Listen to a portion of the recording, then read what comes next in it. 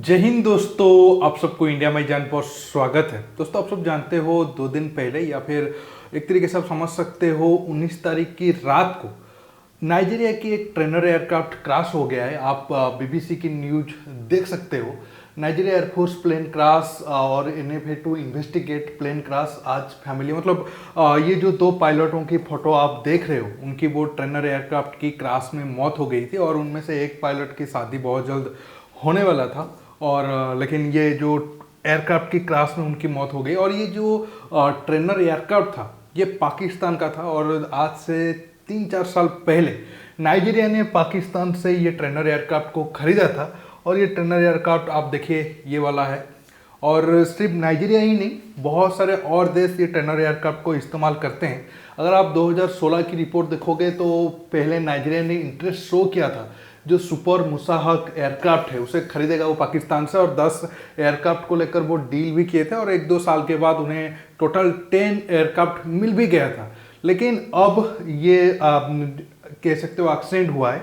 हालांकि ये जो सुपर मुसाहक है इससे पाकिस्तान ने बहुत ज़्यादा एक तरीके से समझ सकते हो मार्केट में बेचा है, या फिर ये प्लेन को मार्केटिंग करने में पाकिस्तान बहुत अच्छा रहा है। और जो मुसाहक को बेचने की जो एक तरीके से कला है या फिर एक्सपीरियंस है वो पाकिस्तान को जेफ-17 थंडर के टाइम में मिला। हालांकि जेफ-17 थंडर बनाने में पाकिस्तान का कोई बहुत बड़ा योगदान नहीं है, लेकिन सुपर मुसाहक बिल्कुल पाकिस्तान में लाइसेंस के थ्रू बनता है। हाँ ठीक है, ये जो सुपर मुसाहक एयरक्राफ्ट है ये स्वीडन ओरिजिन के हैं और इसे पाकिस्तान ने लाइसेंस पे लाकर तकरीबन 800 के ऊपर बनाया है और खुद 400 के करीब इस्तेमाल करता है और 500 के करीब, और बाकी 300-350 वो दूसरे देशों को बेचा है।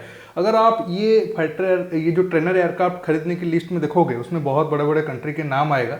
और इसमें आप देखो Azerbaijan, Iran, Nigeria, Oman, Pakistan, Qatar, Saudi Arabia और टर्की, ये सारे देश इसे इस्तेमाल करते हैं। हालांकि ये जो ट्रेनर एयरक्राफ्ट क्रैश हुआ है इसके बाद इसको आगे बेचने की जो और कंट्री खरीदने की जो इंटरेस्ट शो कर रहे थे, शायद उनको मनाने में पाकिस्तान को मुश्किलात आए, क्योंकि जो ये एयरक्राफ्ट में जो मेन चीज़ है इंजन वो तो बाहर से आता है, बाकी जो कंपोनेंट है वो पाकिस्तान में बनता है। लेकिन उसमें अगर ये लोग ठीक से नहीं बना पाएंगे और 3-4 साल में ये जेट क्रैश होंगे तो सवाल तो आएगा। लेकिन आप देखो 800 के करीब जेट बनाना और उसमें से 300-350 बेचना ये भी कोई छोटी बात नहीं है। अगर आप देखोगे नाइजीरिया की जो एयरफोर्स है ये ट्रेनर एयरक्राफ्ट को उड़ाने के लिए भी ट्रेनिंग पाकिस्तान के एयरफोर्स के लोग खुद जाकर दिए थे, फिर भी ऐसा हादसा हो गया है। और ऐसा हादसा क्यों हुआ इसके पीछे अभी तक वजह पता नहीं चला है, अभी भी उसका इन्वेस्टिगेशन चल रहा है। लेकिन जब ये फाइटर एयरक्राफ्ट की डील हुआ उसके बाद नाइजीरिया इंटरेस्ट शो किया था कि वो जेफ-17 थंडर को खरीदेगा, क्योंकि उसके बाद उसके पास तो कोई बहुत ऑप्शन था नहीं, वेस्टर्न ऑप्शन तो था नहीं। लेकिन फिर भी पाकिस्तान या फिर चाइना की फाइटर जेट की बिल्ड क्वालिटी के ऊपर नाइजीरिया को बहुत ज़्यादा भरोसा नहीं था। इसी वजह से वो सिर्फ 3 जेट खरीदे और उनका ये कंडीशन था अगर ये जेट का परफॉर्मेंस ठीक रहता है तो आगे वो और जेट खरीदेंगे। अभी तो 3 जेट पिछले साल ही मिल गया था, लेकिन अभी तक दूसरा और ऑर्डर के लिए अभी तक कोई न्यूज नाइजीरिया से आया नहीं है। आप सबको पता कब मन में बड़ा सवाल होगा, नाइजीरिया को फाइटर एयरक्राफ्ट या फिर अटैक हेलीकॉप्टर की बात करें, नाइजीरिया इंडिया के अटैक हेलीकॉप्टर खरीदने के लिए भी इंटरेस्ट शो कर रहा है। हालांकि सिर्फ इंडिया का नहीं और भी बाकी देशों का अटैक हेलीकॉप्टर उस लिस्ट में है और उसमें इंडिया भी है।